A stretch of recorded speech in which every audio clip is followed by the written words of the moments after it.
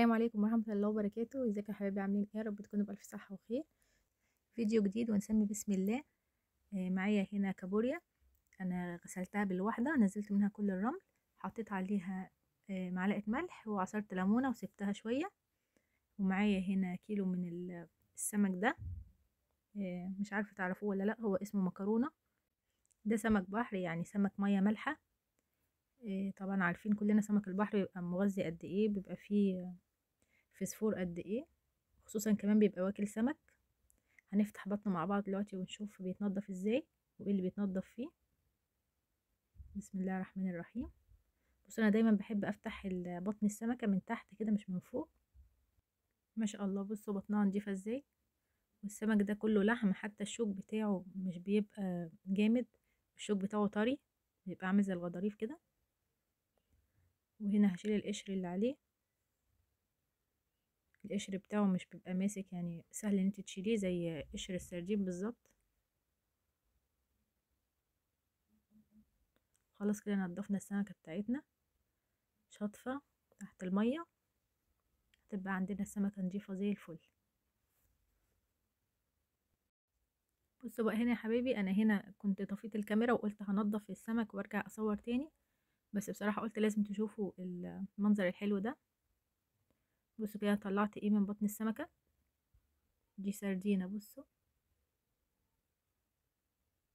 ما شاء الله، يعني زي ما قلت لكم ده سمك واكل سمك. وبما ان المنظر بصراحة ممتع، يعني أنا سبت الكاميرا شوية، قلت نفتحوا كام بطن سمكة كده مع بعض. يعني بصراحة ما شاء الله، سبحان الله سبحان الله بجد، لما تفتحي بطن سمكة وتلاقي جواها سمكة، حتى بتبقى المفاجأة حلوة اللي بينظف أصلا.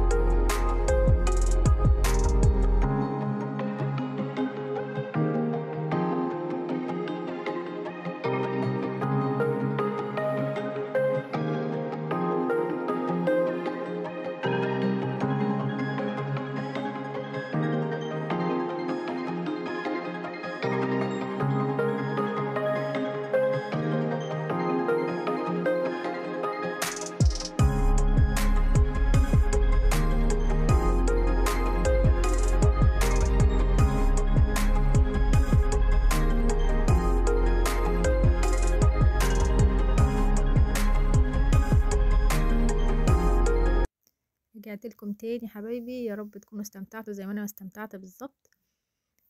سبحان الله، لا نستطيع ان نقول غير ذلك، سبحانك يا رب. خلاص كده انا نضفته وغسلته بمية جارية، ما شاء الله. نروح بقى نكمل بقية الاكل. عندي الكابوريا خلاص غسلتها وحطيتها على النار، حطيتها من غير اي حاجة خالص، وهغطي عليها لحد ما تغير لونها.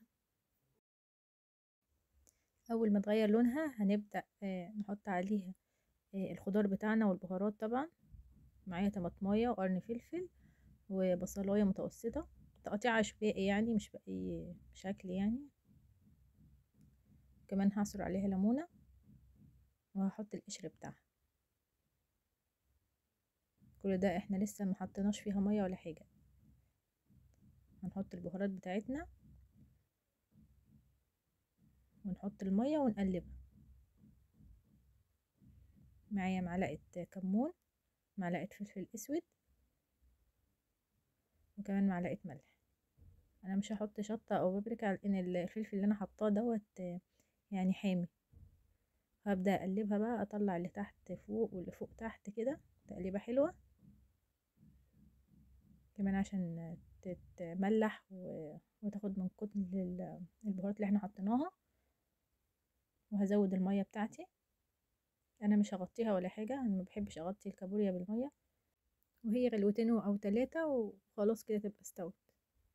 ظبطي الملح بتاعك والبهارات بتاعتك، وخلصت الكابوريا.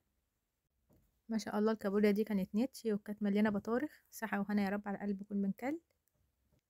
نروح بقى نعمل الرز بتاعنا. انا عملت رز ابيض، حطيت معلقتين زيت على النار وغسلت الرز بتاعي وقلبته مع الملح، وضفت مقدار المية وهسيبه لما يتشرب. نيجي بقى للتتبيلة بتاعت السمك. انا عندي هنا 3 فصوص توم او 4، معلقة كمون، نص معلقة شطة او بابريكا حسب ما تحبي، ونص معلقة ملح. انا هدقهم في الهون وهعصر عليهم ليمونة وهضيفهم على طول على السمك. سمك البحر من الاسماك اللي مش بتحب توم كتير. كمان في انواع سمك انا ما بحط لهاش توم خالص، بيبقى مجرد رشة ملح مع رشة كمون ورشة شطة بسيطة، وادعكهم في بعض وابدرهم بالدقيق على طول. حضرتك بتحب التوم ما فيهاش مشكلة خالص، زودي، مش هيحصل اي حاجة. الاكل ده دايما مزاج، اللي بتحبيه حطيه. وهنا الرز بتاعنا كان خلاص خلص، طفيت عليه. الكابوريا طبعا كمان خلصت، هنشوفها في التقديم ان شاء الله. وهنا هبدأ احضر كيس وفي كوباية من الدقيق. ما تحطيش كمية كبيرة عشان ما تزفريش كمية الدقيق بتاعتك كلها. كمان طريقة الكيس ديت هتوفر عليكي اطباق كتير للمواعين،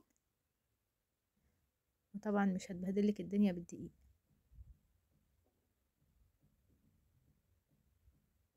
اللهم صل وسلم وبارك على سيدنا محمد وعلى آله وصحبه أجمعين. ما تنسونيش حبيبي من صالح الدعاء لعل الله يستجب لكم. يا رب يكون الفيديو مفيد، وتكون القناة دايما تحوز على إعجابكم. لو في أي وصفات أو أي تعليقات حضراتكم حابين تضيفوها يا ريت توجهوني. هنا خلاص خلصنا الكمية بتاعتنا، حضرنا الطاسة وزيت سخن، وهنبدأ نحمر السمك زي أي سمك عادي خالص. ان شاء الله دلوقتي هوريكم السمك من جوه اللحم بتاعته لونها ايه. ما شاء الله من احلى انواع السمك اللي تاكليها، ما فيهاش زفاره خالص، ما بتحتاجش تنظيف كتير. ان شاء الله تجربوها وتعجبكم. كمان هو مش سعره غالي خالص زي اسماك البحر، يعني تقريبا انا جايبه الكيلو ب50 جنيه. بالنسبه لجوده اللحمه بتاعته السمك يعتبر مش غالي خالص. دلوقتي البلطي مزارع وبيتباع بأسعار غالية جدا، ولحمته مش بيبقى طعمها حلو في كل الأحوال، لأنه بيبقى سمك مزارع مش بلدي. بس أنا قلت أفتح لكم سمكة ما شاء الله لونها ايه من جوه. بصوا اللحم شكله ايه.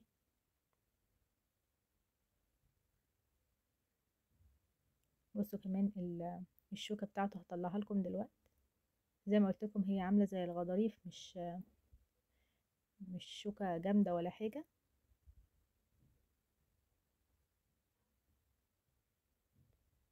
اتمنى تجربوه ان شاء الله يعجبكم. واكتبوا لي في التعليقات انتوا تعرفوا السمك ده ولا لا، او في بلدكم اسمه ايه. وما تنسوش حبايبي اللايك الجميل والتعليق الحلو بتاعكم اللي دايما بيسعدني. بحبكم جدا جدا، بحبكم كتير، بحبكم في الله، وشكرا ليكم، والسلام عليكم ورحمة الله وبركاته.